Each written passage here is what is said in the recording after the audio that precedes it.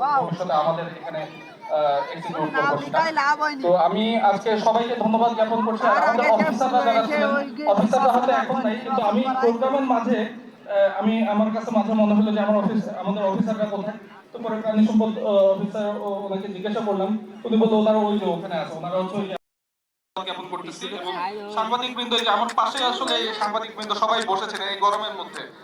আর হয়তো বক্তব্য হয়তো আমাদের একটু আজকের এই দিবসটাকে, এই কার্যক্রমটাকে সাফল্যমণ্ডিত করতেছেন, এই কারণে আমি সবাইকে ধন্যবাদ জ্ঞাপন। অনেক ধন্যবাদ।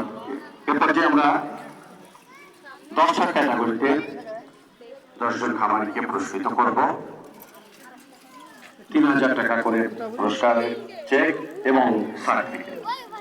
আমি 10 ক্যাটাগরিতে আমি পর্যায়ক্রমে নাম ঘোষণা করছি।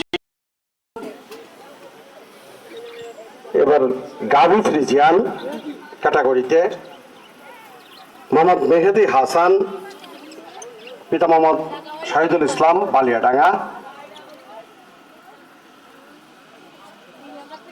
মেহেদি হাসান।